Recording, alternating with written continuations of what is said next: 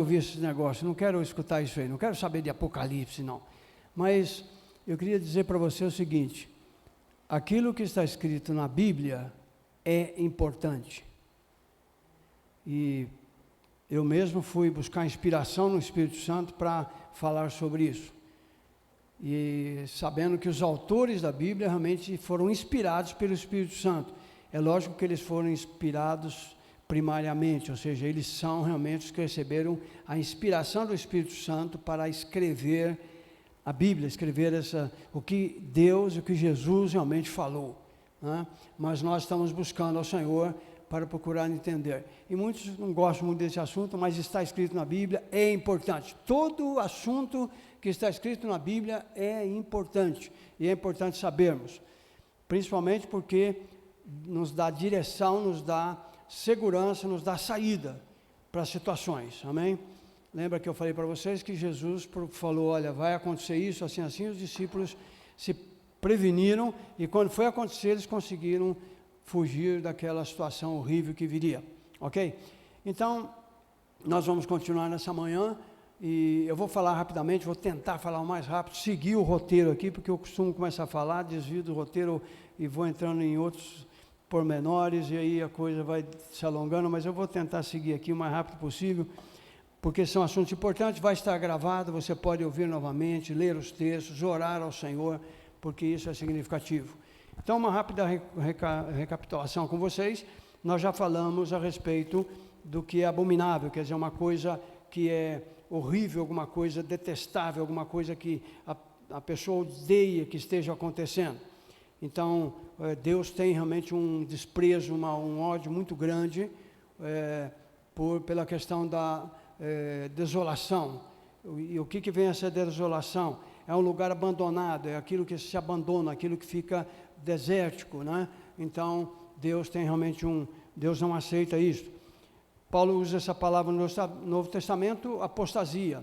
Eu vou fazer uma diferença aqui para vocês depois entenderem, mas ele está falando de apostasia, que é deixar de possuir a fé que antes a gente possuía e que a gente andava realmente, né? Que a gente professava. Está lá em 2 Tessalonicenses 2:3, 1 Timóteo 4:1 e 2, que nós já falamos.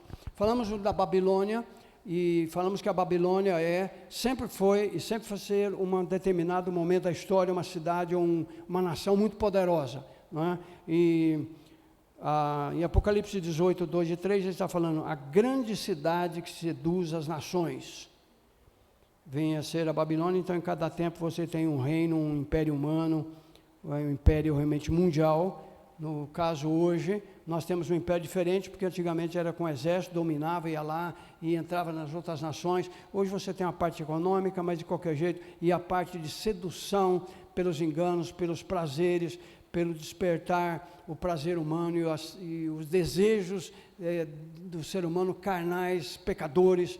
Então, existe, e Apocalipse fala de uma coisa interessante, que é que sobre as nações existia uma mulher, simbolizando um aspecto de prostituição, no sentido de desejos carnais que se influencia sobre a humanidade, tá? Então está ali em Apocalipse 18 e 19, você pode ler esse texto, é muito significativo para aprendermos. Então, a grande cidade que seduz as nações. Após sua queda, nós falamos, que está escrito lá, que ela passaria a ser morada de demônios. Então, essa última Babilônia que vai cair, vai trazer uma nova nação, um novo momento na terra, e que vai ser dirigida por demônios, que vão estar à testa do governo.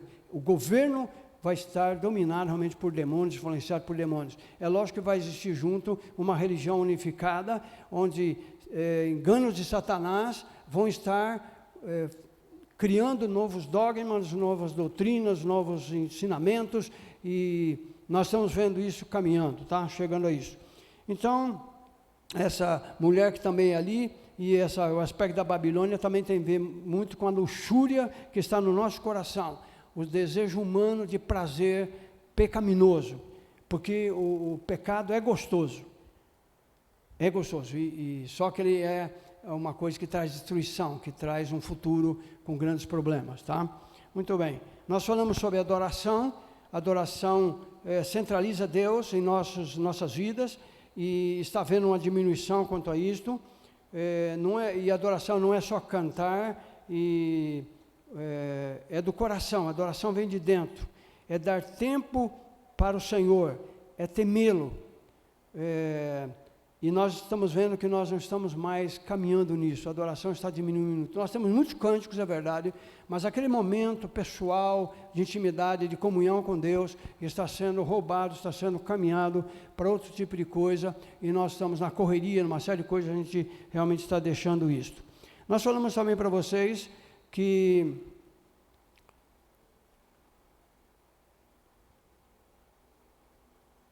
onde começa a aparecer o aspecto da abominação, da desolação e também da apostasia. Está lá em Daniel, e só vou citar isso novamente, e algumas coisas que eu vou acrescentar aqui. Quando o povo foi para o cativeiro, Jeremias profetizou 70 anos de cativeiro. Depois disso, eles voltariam para a sua terra.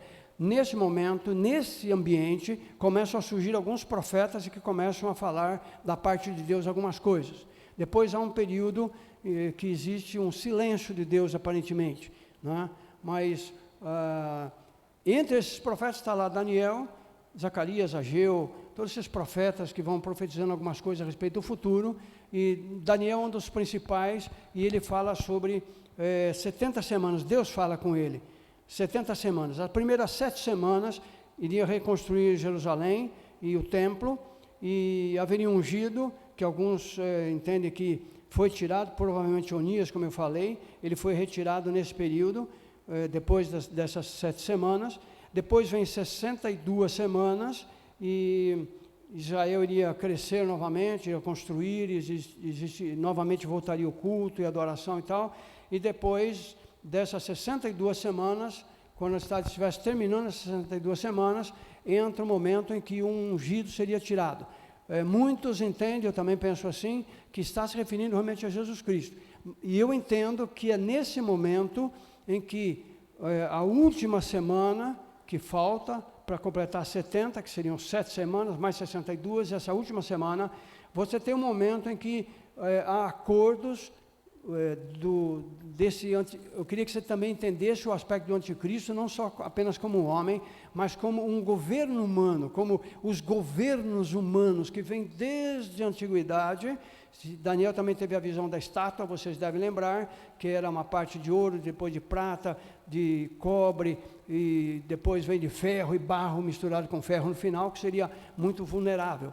Vocês se lembram disso, eu não vou ficar entrando nisso, mas eu queria que você entendesse que os últimos tempos, e quando aparecer o homem no pecado, aparecer o que a gente chama de anticristo, ele está nessa última semana, só que eu queria que você entendesse que há um acordo mundial feito em vários governos, nesses vários impérios que foram surgindo. Então, quando o Império Romano entra, ele também faz acordo entre as nações, ele domina as nações, mas ele faz determinados acordos. E parece, pela história, que é o único governo que não impede o culto de cada nação. E ele faz esses acordos e tal. Só que na metade da semana ele quebra. Eu entendo que quando da morte do Senhor Jesus Cristo, está dizendo que depois das 62 semanas, um ungido seria morto. E ele era sem pecado, ou sem descendência. Então, eu penso que está falando de Jesus Cristo. Nesse momento é que eu entendo que houve a metade da última semana, que é descrito na Bíblia como a última semana e alguns acontecimentos que vão ter. Então, nesse momento, Jesus é morto, e ali, Jesus profetiza a respeito de Israel, do que iria acontecer com o templo, o que iria acontecer com Israel, com Jerusalém. Então, aí realmente vem, o interessante é que nessa situação, Israel é espalhado pelo mundo, e o cumprimento dessa palavra é mais completa, ou mais drástica de todo o momento das profecias sendo cumprido, porque Israel é espalhado no ano 70, mais ou menos no ano 70, que não há diferença aí de anos, mas 70 com o Império Romano, com Tito e seus exércitos, e toda a atrocidade feita, e eles são espalhados pelo mundo, e ficaram até 1948 sem poder voltar como nação para a sua terra, para o seu local. Tá? Mas aí eles voltam, agora, né, pouco tempo, voltaram e se estabeleceram, e os judeus começaram a voltar, e pelos prognósticos aí eles vão aumentar esse retorno. Então nós estamos vivendo, eu penso que nós estamos vivendo, e vamos viver metade dessa semana, 3 anos e meio que ainda está faltando. O que eu entendo? Que nessa metade de 3 anos e meio, Deus faz um breque na situação de Israel, para de trabalhar com eles, espalha entre as nações, e entra o que a gente chama de período da graça, ou da misericórdia, da bondade de Deus, que se estende para todos os gentios, e aí Deus vai trazendo a palavra dele, a salvação em Jesus, anunciando o nome de Jesus, anunciando o Evangelho vai crescendo, vai entrando em todas as nações. Então, esse é o período da graça, e nós estamos para terminar esse período da graça, e aí eu entendo que os 3 anos e meio que estão faltando da semana, essas 70 semanas está falando a respeito de Israel, não está falando a respeito das muitas nações. É específico. Daniel está falando, o Senhor fala com ele, sabe que está determinado sobre o teu povo, 70 semanas. Então, eu entendo que esse período em que Deus parou com Israel e fica todo esse tempo de quase 2000 anos trabalhando com todas as nações, levando o Evangelho, anunciando Jesus, anunciando a santificação em Jesus, anunciando que pelo Espírito Santo viria a glória de Deus para a nossa vida, que Jesus voltaria. Todos esses ensinamentos, essas revelações, elas estão nesse período que Deus parou em 3 anos e meio com a morte de Jesus, até agora no final. Tudo bem? Isso está ficando claro? Ok, então há um período em que Deus vai trabalhando com a igreja, com o povo dele, com o novo templo, porque o primeiro templo foi destruído, mas o templo de Israel, em Israel, dos judeus, foi destruído. Esse é meu entendimento agora. Muita gente fala ao contrário. Eu não acredito que será levantado um novo templo em Jerusalém, porque o templo é o Senhor Jesus Cristo, o templo é a igreja do Senhor. O que Deus vai fazer é trabalhar nesses últimos 3 anos e meio com Israel agora, quando terminar o nosso tempo, o tempo dos gentios, da graça, da misericórdia, Deus vai trabalhar com Israel e faltam 3 anos e meio. Aí Deus vai juntar as nações para uma guerra terrível, a pior, o final realmente, porque as nações vão se reunir para guerrear contra Jesus. Eu não consigo entender isso, mas eles vão se juntar para guerrear contra Jesus. Só que Jesus, ele já morreu e ressuscitou, ele é o Todo-Poderoso, e ele vai com o sopro da sua boca, com o seu falar, com seus exércitos, ele vai destruir todos os exércitos das nações e todos os governos que se levantam humanamente, que são dos homens, contra o Senhor. E atrás disto está Satanás, a Bíblia diz que ele vai ser aprisionado, ele vai ser lançado junto com o falso profeta, com a besta, com o anticristo, no lago de fogo para sempre. Amém? Já fugi um pouquinho do roteiro, mas tudo bem, deu para vocês que entenderem um pouco. Amém? Muito bem. Falei também para vocês, isso é interessante, eu vou tocar aqui, antes do abominável da desolação ou da apostasia, porque o abominável da desolação que Daniel está falando está referindo-se ao templo dos judeus, aos judeus ali e tal. E apostasia, Paulo está falando exatamente na história da igreja, e quando chegaria ao final, existiria uma apostasia, as pessoas iriam deixar de crer no Evangelho, iriam deixar de crer no Espírito Santo, no Evangelho puro, nas doutrinas, nos mandamentos, nos conceitos, nos princípios, nas ordenanças do Senhor, iriam começar a viver uma prática de vida misturada, e essa prática de vida iria levar a uma vida pecaminosa, e estaria tudo bem, e todo mundo aceitando tudo, que não tem problema, Deus é amor, Deus vai salvar todo mundo, no final Deus é tão misericordioso, ninguém vai se salvar, ninguém vai se perder, todo mundo vai ser salvo. E Paulo está falando que iria acontecer isso. iria acontecer que existiam pessoas que sairiam do nosso meio. Aliás, João, escrevendo, diz que os próprios anticristos saem do nosso meio, da igreja. E isso é muito significativo, tá certo? Então, antes da abominação da desolação ou da apostasia, vem a prática do pecado. No Velho Testamento, o povo entrou na prática do pecado. Todas as vezes que Deus tratou com Israel foi por causa da prática do pecado, porque esse pessoal, eles abandonaram ao Senhor. E também com a igreja vai acontecer isso. Quero dizer o seguinte, Deus conhece quem é realmente a sua igreja, as suas ovelhas.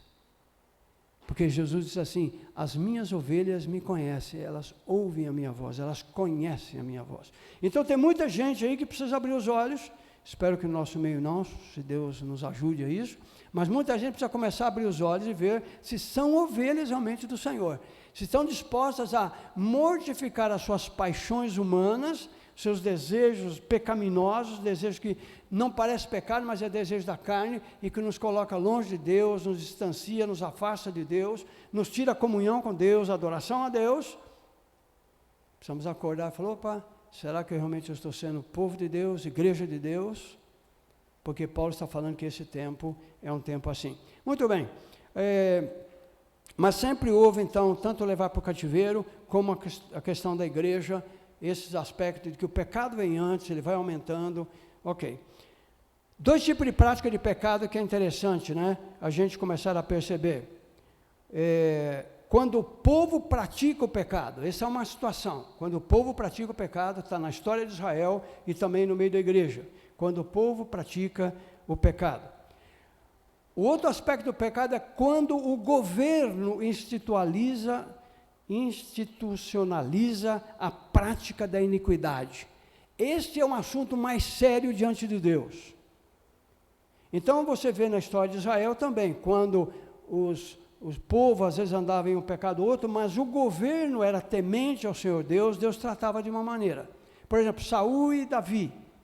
Saul era um homem que não tinha muita firmeza com Deus, levava muito Deus, como temia muito a Deus, ele andou e começou a fazer coisas, praticar coisas, ele não respeitou a parte espiritual, a parte de Deus, que Deus tinha colocado sobre os sacerdotes, sobre os profetas. Então Deus diz, olha, passou de você o teu reino. Agora Davi, você vê que Davi, ele tinha um governo muito sério com Deus, foi considerado o maior rei de Israel, no sentido de manter a nação aos pés do Senhor e praticar a palavra do Senhor, valorizar realmente a Torá, os mandamentos do Senhor, os profetas. Ele realmente cuidou disso, e ele diz, eu amo a presença do Senhor, eu amo estar nos teus átrios, eu amo estar na tua casa. Por isso Deus diz que Davi foi um homem segundo o seu coração, um rei segundo o seu coração. O outro aspecto, queridos, é sobre pecados carnais são tolerados. Deus tolera pecados carnais. Por exemplo, Saul pecou contra a autoridade de Deus, Deus o rejeitou. Davi pecou um aspecto de relacionamento humano, não que não é errado, mas Davi se prostituiu, ou adulterou, mandou matar o marido da mulher para encobrir a coisa, mas no entanto Deus o tolerou, Deus o perdoou e o aceitou, e ele continuou no governo. Por quê? Porque ele não pecou contra a autoridade de Deus. O anticristo, se você ler em Tessalonicenses, você vai ver que ele peca contra a autoridade de Deus. É por isso que Deus vai vir contra ele e contra os exércitos junto com ele, que ele tem e vai se levantar. Ok? Então, há esse aspecto.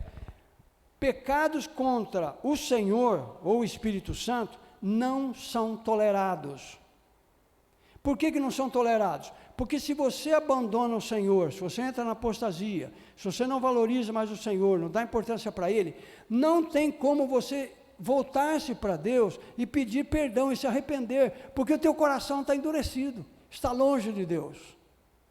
Então não tem como. Por isso é muito significativo e importante que a gente ande próximo ao Senhor, tema ao Senhor, E quando eu falo temer, é temer mesmo, não é falar assim, não, eu sou igual a Deus, Deus é igual a mim, porque Jesus já pagou todos os preços dos meus pecados, agora Ele me fez igual a Ele, e eu falo com Ele igual, eu falo com Ele como, é você, e eu, é você. Irmãos, a Bíblia mostra que tem que ter um temor de Deus. Ele nos aceita, Ele nos ama, nós podemos falar com Ele, temos ousadia de entrar na presença dEle pelo sangue de Jesus, conversamos com Ele numa boa, sem problema nenhum. Porém, eu sou pecador, Ele é santo. Eu sou criatura, Ele é criador. É isto que eu tenho que temer. E temer o quê? Que se eu andar nos meus caminhos, eu vou caminhar para a destruição, eu vou caminhar para o pecado. E Deus não aceita isto. Não porque Ele não queira estar conosco, é porque se eu me afasto de Deus, eu me torno destrutível. Porque eu sou, em essência, destrutível. O homem é destruidor. Deus é vida. A vida está nele. A bênção está nele. O socorro está nele. Então, quanto mais perto eu andar dele, mais eu vou ter essa existência dele em mim e vou me tornar construtivo. E ao mesmo tempo, se eu ando mais perto dele, mais santificado eu vou sendo e mais desejo de santificação eu vou querendo. Quanto mais perto do pecado e mais perto das pessoas pecadoras e que amam o pecado, mais pecador eu vou também sendo, porque eu vou aceitando que tudo é normal. Mas nós estamos vendo para onde está indo o mundo. Então nós temos que buscar essa santificação. Hebreus no capítulo 6, versículo 4 a 8, e não vai dar para me ler agora, mas vocês leiam, está mostrando que aqueles que provaram do dom celestial, da bênção espiritual, dos poderes espirituais, da presença de Deus, da glória de Deus, se eles se desviarem, é impossível restaurá-los. Por isso a apostasia que Paulo fala é muito séria. É impossível restaurá-los. Por quê? E esse é um segredo que eu já reparti com vocês há algum tempo atrás, vou retornar, vou falar rapidamente aqui. Paulo está escrevendo, quando os autores aos Hebreus estão escrevendo, a gente pensa que é Paulo, mas quando esses autores dos Hebreus estão escrevendo isso, eles estão dizendo, aí você vai entender também o que é pecado contra o Espírito Santo, né? Que está nessa linha, contra a autoridade, contra a operação de Deus, contra Deus operando. Então, quando Jesus fala o pecado contra o Espírito Santo não vai ser perdoado, é porque falaram que aquilo que o Espírito Santo estava fazendo era de demônios. E aí Jesus fala, olha, você pode pecar contra o Filho do Homem, você pode pecar o que você quiser, será perdoado, mas se você pecar contra o Espírito Santo, ou seja, quando você vai contra a autoridade de Deus, quando você vai contra o Espírito Santo, e você diz que isso não é de Deus, por exemplo, hoje já está se dizendo que a Bíblia precisa ser reescrita, atualizada, porque é impossível que nós andemos no que ela está escrito, porque nós já estamos no século 21, muita coisa já aconteceu na Terra, a gente evoluiu, a gente começa a entender que isso é pecado, aquilo não é, esse negócio de pecado não existe mais. Nós estamos já com muitos teólogos e muitos homens querendo reescrever a Bíblia.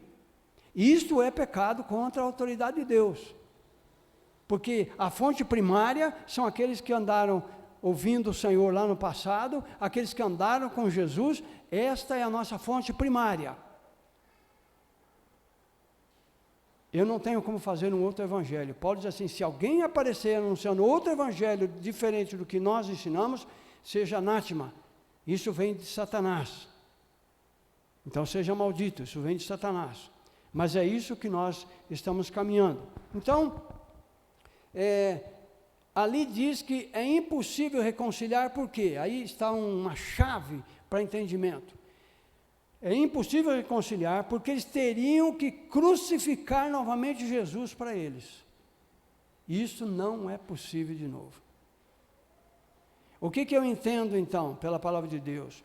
Que quando você que está aqui, glória a Deus, você que está ouvindo e assistindo aí, quando você diz assim, eu recebo Jesus Cristo como Senhor e Salvador da minha vida, você está crucificando Jesus para você naquele momento.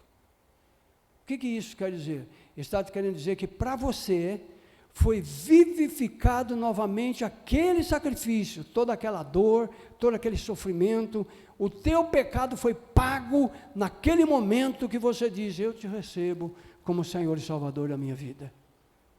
É vivificado diante de Deus, e aí Deus pega a sua vida, e é individual, Ele pega a sua vida e passa o sangue de Jesus e perdoa a sua vida, e derrama sobre você o seu amor, a sua salvação, e te levanta, e te ergue da podridão, te ergue das prisões da mão de Satanás, e da destruição que Satanás impera sobre a nossa vida. E aí nós somos livres do pecado. O pecado não tem mais domínio sobre nós. A força do pecado não consegue mais nos reter, nos obrigar a praticá-lo, porque Cristo Jesus nos libertou, e se Ele nos libertou, verdadeiramente somos livres. Então, ao olhar para isso, Paulo está dizendo, o apóstolo, os escritores de Hebreus estão dizendo, não há como crucificar de novo.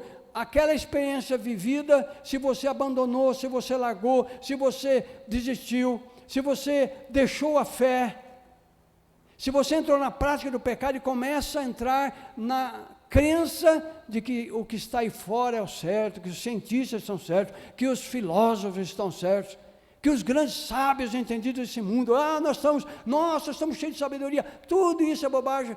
Não há como reconciliar, porque para reconciliar, você teria que aceitar Deus, você teria que voltar para Ele humildemente, ou quebrantado, e falar, me perdoa, Deus. Eu sei que há oportunidade, Deus ainda dá oportunidade, mas quando você atinge um momento, em que sua mente, sua sabedoria, se torna o guia da sua vida, não há retorno. E Paulo está alertando isso, e por isso eu estou falando para vocês a respeito da apostasia que está acontecendo e vai aumentar. Não sei quanto tempo ainda, quantos anos, mas é breve. As coisas vão aumentar nos seus acontecimentos. Amém? Muito bem. Falei também, estou relembrando com vocês, a respeito de que o culto ao Senhor, ele é produzido a partir do coração, do homem interior, do teu espírito. É dali que parte o culto ao Senhor. E se você mantém o seu espírito, o seu ser, perto do Senhor, o Senhor também estará perto de você. Ele diz assim, se vocês vierem a mim, eu irei a vocês. Se vocês me buscarem, eu me deixarei achar por vocês. Amém? E a palavra do Senhor diz que Deus nos dá o seu Espírito, que é poderoso para tirar todo medo, todo receio, e nos dar intrepidez para continuarmos a viver com o Senhor. Amém? Então, esses aspectos são interessantes. No Velho Testamento, você tem um culto simbólico ali, com os sacrifícios, e que foi tirado. Quando foi tirado, você tira a presença de Deus, você tira o olhar para Deus, porque quando se destruiu aquele templo de Israel, todas as nações do mundo já não tinham mais onde olhar, né? Antes eles olhavam, existia Israel, aquele templo fabuloso ali de Salomão, uma coisa fantástica, o mundo olhava para aquilo, sabia que existia, mas quando foi destruído, então a presença de Deus já não era notada, não se via, porque foi destruído, o povo foi todinho espalhado pelas nações, perdeu-se a glória presente de Deus. Quando nós, no Novo Testamento, Jesus diz assim, olha, vão destruir esse templo, e aí um momento também ele fala assim, vocês podem destruir esse templo, em 3 dias eu reedificarei. Ele está falando dele, do templo espiritual, está falando do templo que existe lá nos céus, o templo de Deus, a morada de Deus, que somos nós. Pedro escreve dizendo assim, vocês são pedras vivas, templo de Deus. E Paulo também fala sobre isso, vós sois o templo do Espírito de Deus, se é que o Espírito de Deus habita em vocês, então a Bíblia diz que nós somos o templo de Deus, pelo Espírito Santo. Então, o culto no antigo era por simbologia, por sacrifícios, mas quando Jesus vem, morre, ressuscita, ele cria ele traz o verdadeiro templo, que é ele e a sua igreja. Ele é o cabeça e nós somos o seu templo, seu corpo. Nós somos o templo do Senhor. E aí Jesus fala uma coisa interessante com aquela mulher, quando ele está conversando ali em Samaria. Ele diz assim para ela: vocês buscam saber se é no monte, se é em Jerusalém que está havendo adoração, e é isso que ela estava preocupada. Ela estava preocupada em adorar, ela estava preocupada em estar perto de Deus, estava preocupada em estar na presença do Senhor. E Jesus vira para ela e fala assim: vai chegar a hora, e agora é. Ele estava ali, Jesus estava ali, por isso ele pôde dizer isso. Agora é, em que os verdadeiros adoradores adorarão o Pai em espírito e em verdade. Ele está trazendo aquela adoração para a igreja, e a igreja no mundo inteiro, ela representa, ou ela mostra, ou ela tem a presença de Deus. Por isso eu alertei vocês que uma das coisas da apostasia é que você vai deixando a fé, as crenças, como Deus diz na palavra que tem que ser, e nós também deixamos de ter comunhão presente. E em Hebreus também está falando sobre isso, está dizendo: olha, cuidado, não deixe de congregar como está sendo costume de alguns. Por quê? Porque na reunião do corpo de Cristo há um testemunho e há uma adoração, uma glória que nós fazemos quando estamos juntos. Eu adoro o Senhor na minha casa, eu oro, eu estou na presença de Deus. Mas quando nós estamos aqui juntos adorando, Jesus mesmo diz sobre isso: eis-me aqui e aqueles que o Senhor me deu, eu cantarei louvores ao Senhor no meio da grande congregação. Então, essa parte nós precisamos cuidar. E eu falei para vocês que eu me impressiono, porque na história da humanidade é a primeira vez que os governos conseguem fechar as igrejas. Porque nos lugares, na história da igreja, em que mesmo a igreja era perseguida e proibida de se reunir, eles se reuniam às escondidas, ocultamente eles se reuniam em algum lugar, em casas, muitas vezes iam para catacumbas, muitas vezes adoravam o Senhor bem baixinho para que ninguém escutasse. Nós temos testemunho de vários países onde nós temos governos totalitários contra Deus. Aliás, esses dias eu vou fazer uma ironia com vocês, não vai pensar que eu penso assim, não, mas alguns estão dizendo, estão agindo assim e como que falando assim: quando Jesus voltar agora, ele vai ter que usar para governar o mundo o marxismo social. Por quê? Porque Jesus não tem a capacidade de governar a humanidade, ele precisa de uma ideologia, e a ideologia de Karl Marx com as mudanças que ela vai tendo, ela é a única que vai solucionar o problema do mundo. Então tem muito crente, nós temos que ser de esquerda, nós temos que ser marxista. Jesus não tem a capacidade, ele precisa de Marx, viu? Para governar o mundo. Outros são capitalistas. Não, nós precisamos dos grandes capitalistas para governar o mundo. Aliás, estão falando que existe um grupo de pessoas aí, de famílias que estão dirigindo o mundo. Não duvido. Jesus vai precisar então desse. Então, você não quer Karl Marx? Não, então vai ser o capitalismo. Gente, é isso que às vezes a igreja está vivendo. Tem crente dentro da igreja batalhando por isso, lutando por isso. Jesus é incapaz, segundo essas mentes, incapaz de governar. Ela precisa de Marx, ou precisa dos capitalistas. Gente do céu, estou falando gente do céu porque vocês são dos céus, gente dos céus. Jesus tem seu governo, sua autoridade, seus princípios, seus mandamentos, suas leis, suas regras. Não há nada melhor do que o Evangelho do Senhor Jesus Cristo. O que o mundo precisa é o Evangelho de Jesus. O que o mundo precisa são homens tementes a Deus, que dobram os seus joelhos diante dele e pedem sabedoria para governar, e pedem que Deus dê compaixão e misericórdia, e os liberte de serem avarentos, que Jesus, que a palavra do Senhor diz, que é idolatria. Então, é isso que estamos caminhando e alertando a igreja para cairmos fora disso, né? Então, é uma adoração a Deus hoje sem mistura, e o que Deus diz que é aceito, nós devemos caminhar, e o que Deus diz que não é para ser aceito, nós não devemos cultuar o Senhor com aquilo. Eu quero explicar isso para você. Eu tenho fé, você também tem. Quando eu começo a acreditar na nova ordem mundial que está vindo, na nova religião mundial que está vindo, onde vamos ter que apaziguar e dizer, bom, tanto o islâmico como o cristão vai ter que aceitar conviver junto, para não ter problemas, encrencas, guerras. Nós vamos ter que aceitar os budistas, os panteístas, e nós vamos criar e conviver em paz. E aí eu adquiro essa crença, e eu vou diante de Deus adorar. Esta adoração é abominável ao Senhor. Essa adoração não cabe diante de Deus.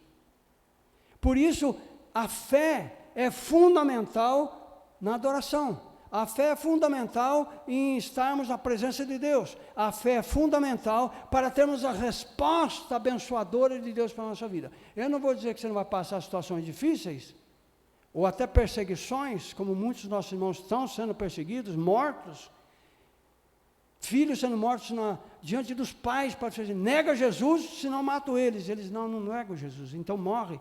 Ou os pais diante dos filhos, está acontecendo isso. A fé é fundamental na adoração. É com a minha fé que eu venho adorar. Se eu acredito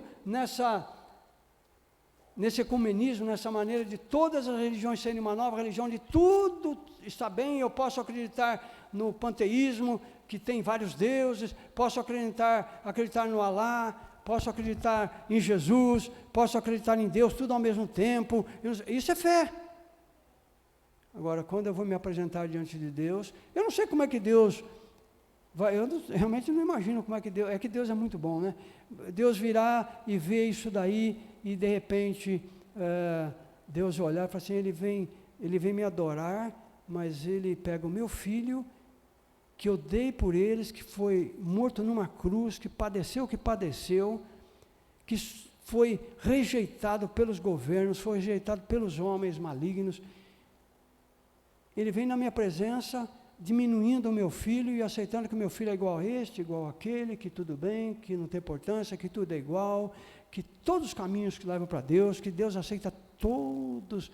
Eu não sei como é que Deus vê isso, é que Deus é muito bom e espera que todos sejam salvos, mas fé é o que você crê, e com essa fé que você se apresenta diante de Deus. Por isso, cuidado, a apostasia vem vindo aí, estamos caminhando de maneira muito séria. Volte à santificação, em nome do Senhor Jesus Cristo. Queridos, vou ter que encerrar por causa do horário, eu sei que alguns vão ter que voltar aí, né, tentar voltar. Só queria falar o seguinte, aqui também, seguindo esse roteiro assim. A volta do Senhor Jesus Cristo está vinculada a alguns acontecimentos. Eu estou usando 2 Tessalonicenses 2, de 1 a 4, onde Paulo está dizendo para aqueles irmãos, que eles estavam falando assim, Jesus está voltando, e Paulo falou assim, não é assim, espera aí. Então a volta do Senhor Jesus Cristo está vinculado a alguns acontecimentos, terremotos, pestes, pragas, guerras, são parte do final onde vão acontecer, e Jesus, para ele voltar, essas coisas deverão estar acontecendo, e já estão acontecendo. Eu falo para você, pega Apocalipse lá e vê os 4 cavalos que estão ali, e você vai ver que aquilo já começou, os selos a serem abertos, e os cavalos já foram soltos, e já estão acontecendo sobre a terra. E em meio a isto, em meio a esses acontecimentos, a apostasia é um dos piores acontecimentos que vão ocorrer antes da vinda de Jesus. Porque quando Paulo escreve aos Tessalonicenses, eu quero fixar nisso e parar aqui, mas quero que você estude, que você ouça novamente a pregação, que você ande nisso, que você leia esse texto de Tessalonicenses, porque ele diz assim, irmãos, não vos inquieteis, quer por palavras, quer por epístolas, quer por quem quer que venha falar no meio de vocês, porque o dia do Senhor não vai ser assim. Primeiro tem que vir a apostasia. Porque a apostasia, como eu falei, é o caminho, o cimentado, é a estrada pelo meio do qual virá o anticristo.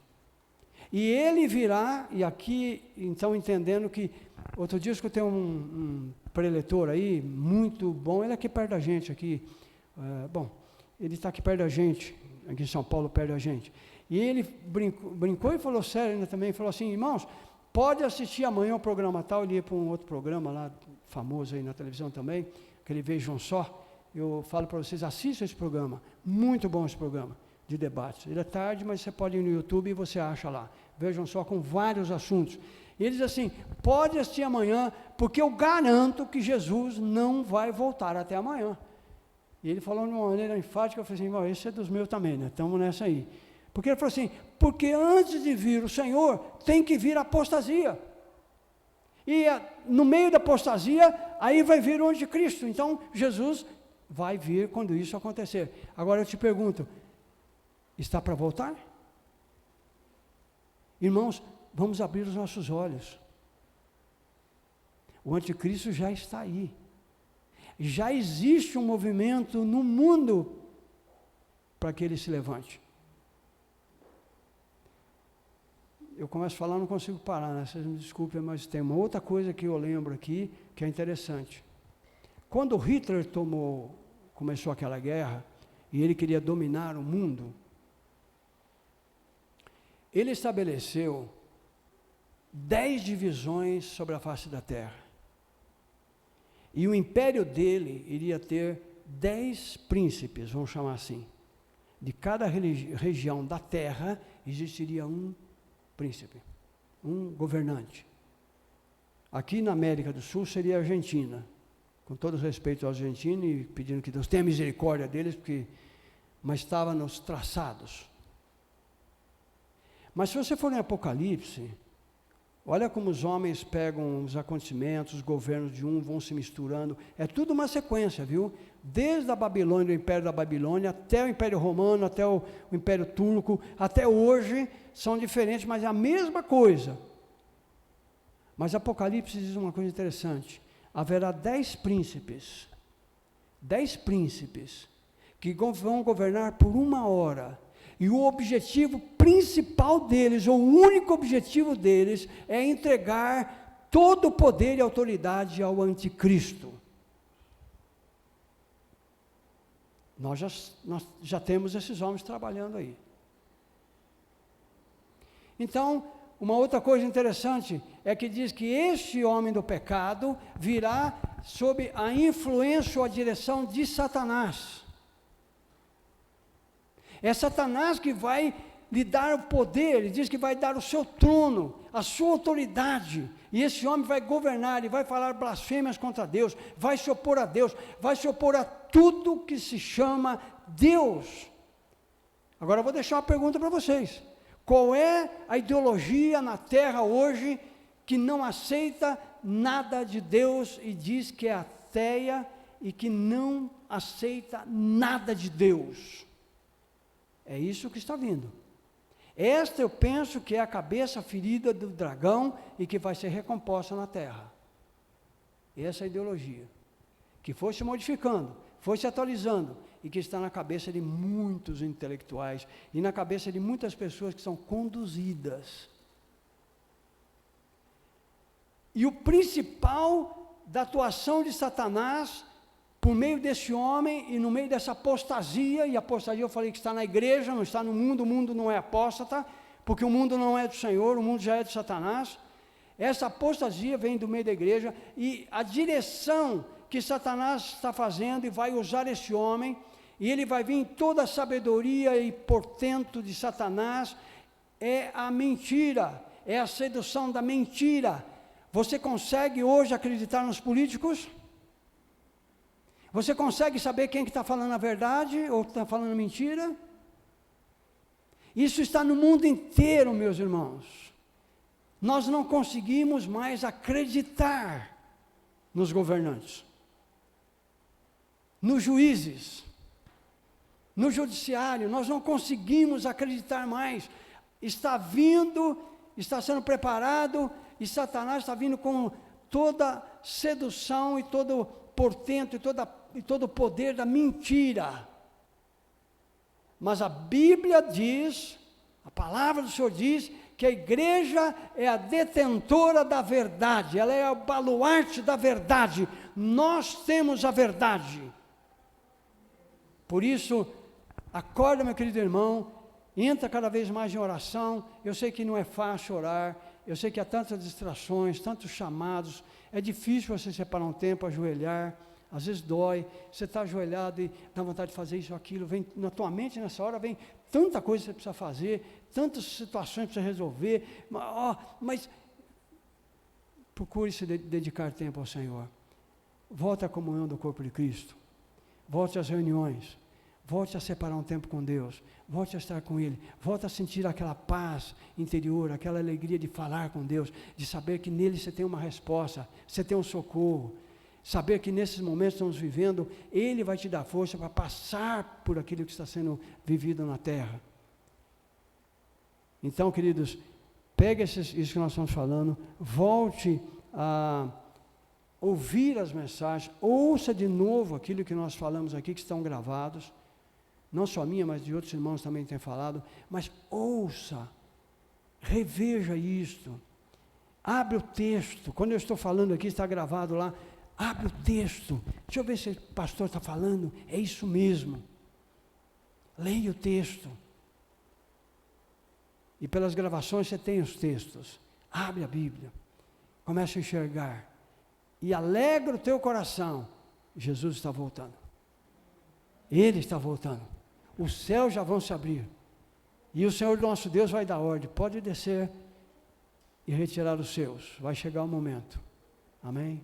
Vamos ficar em pé, queridos, vamos louvar ao Senhor, agradecer, e vamos estar também orando ao nosso Deus. Os músicos vêm para frente para poder louvar ao Senhor.